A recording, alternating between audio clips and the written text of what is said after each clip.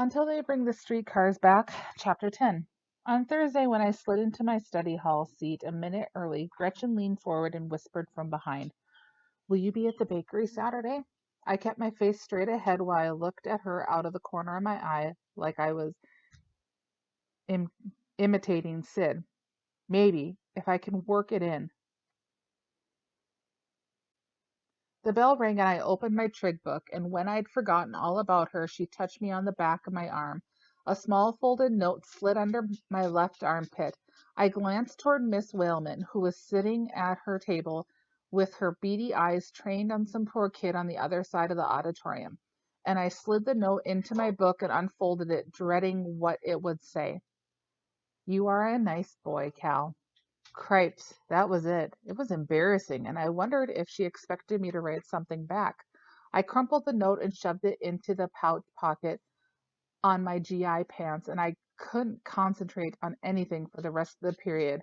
And I reworked the same trig problem about 6 million times. When the bell rang, I blasted for the side door without looking back.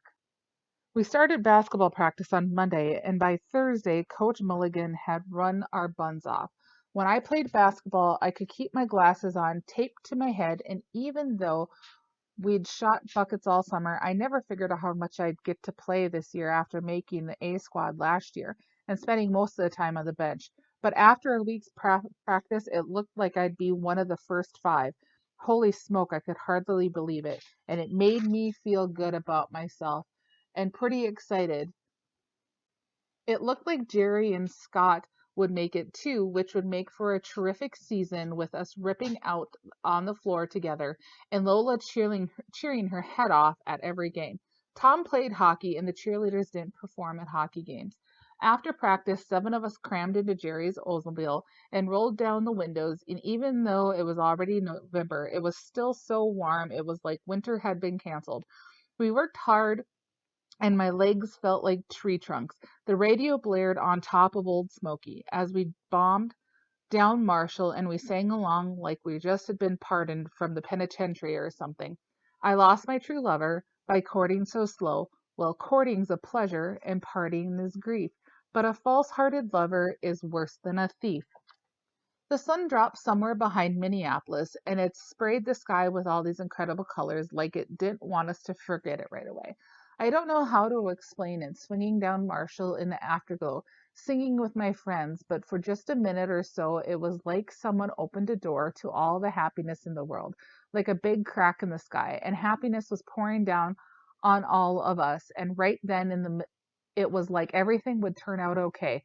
Lola and me, my dad in the streetcars, the atom bomb and the communists, everything. It only lasted a minute, and down under the railroad bridge the song ended, the sunlight faded, and in a second it was gone. "My dad wants to move to Israel this summer," Jerry said. "Move?" I said. "You mean live?" "Yeah, he says we finally have a country of our own. I'm not going. I have a country of my own right here." I remembered when I found out Jerry was Jewish. I had known him about a year, and one day I asked him what church he went to. He said his family went to a synagogue, and it didn't sound like they went that often, and I didn't think much about it because it didn't make any difference to me if he was Jewish or Eskimo. We liked each other right off. "I'm going to join the Navy," Jerry said. "That way I can stay here. You want to join with me, Cal?" "I don't know." "Yeah, sure. When we graduate." "I have to go to VMI next year," Scott said. "What's that?" Jerry said. "Virginia Military Institute. My dad went there, and now I have to go." "Geez, that sounds like as bad as moving to Israel," I said. When I slid out of the car in front of my apartment, Jerry looked over at me. "Do you know Tom and Lola broke up?" "No." I tried not to start cheering or anything, and I pretended it was kind of ho-hum news. "Who broke up with who?" "I guess it was Tom.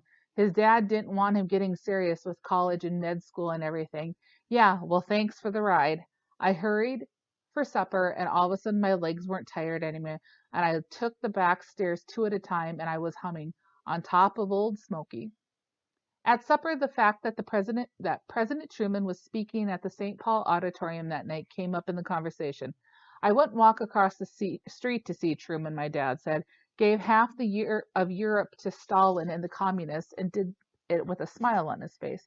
Horace, the children, my mom said. I hated it when she called me the children. Once my mother told me not to be hard on my dad, that he'd come back from the war half the man he'd been after he fought with one of his first American units to see action. He was a tender man when he went off to war, my mother said, a romantic man.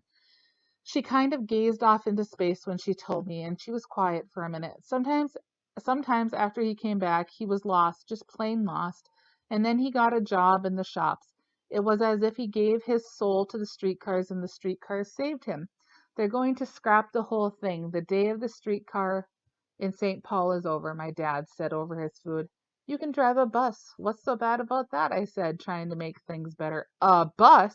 I wouldn't drive one of those filthy machines from love nor money. I'm a streetcar motorman, not a stinking bus driver. 26 years I've driven a streetcar, and now some shysters are going to junk them. Wait and see. They will never be the same without the streetcar. I didn't understand why my father was so upset and angry. Geez, all the company was doing was raising the 11-cent fare to 12, and switching to buses did seem like progress. Of course, there wouldn't be any trolleys to pull, but I outgrown that kid of prank anyway, and besides, my dad was probably exaggerating like he always did when he was mad. I don't know why, but that's one thing my family was good at, exaggerating. I was doing it all the time without even thinking about it, and I don't remember when I started, but I'll do it about 7,000 times a day.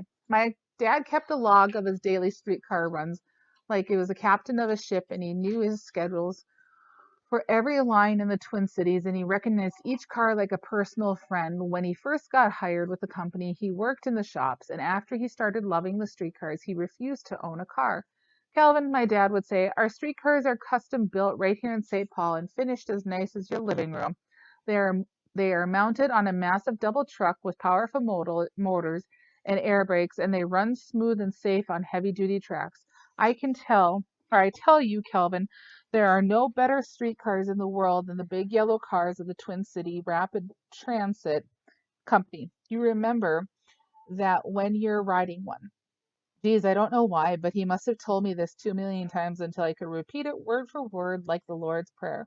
Sometimes I thought my dad was married to the streetcars more than he was to my mom, that like they gave him a reason to live or something. After the war, everybody wanted to have a car and they quit using the streetcars as much. My dad wasn't a man to give up on what he believed in and figured the car was his enemy. My sister and I did the dishes and cleaned up the kitchen without goofing around too much because we knew that if we did, one of us would be stuck in the with the whole mess. My mother came into the kitchen when my dad had settled in the living room. That rabbit goes out in the morning, Kelvin. Not one more day, or I'll let it go myself, she said quietly. Mrs. Overby stopped by this afternoon, and it was dashing all over the place. I was sure she would see it and report us. Your father would be awful upset if Mr. Shaw heard we had pets. We could lose our job or our apartment, not one more day. She snapped a finger in my direction and slipped back into the front of the apartment. And I knew the rabbit was at the end of his visit because when my mother snaps her fingers, she's at the end of her rope and she can blow a gasket just like my dad, only she does it by making you feel real lousy about yourself.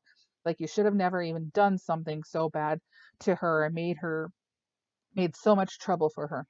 Peggy was really sad, so I promised she could be with me when I let Hotfoot go. I figured he'd have a better chance if I let him go at night, just before bedtime. I got Peggy. We tiptoed down the back stairway. When we opened the outside door ahead of me, she called into the dark alley. We've called the police. The police are on the way. We've called the police.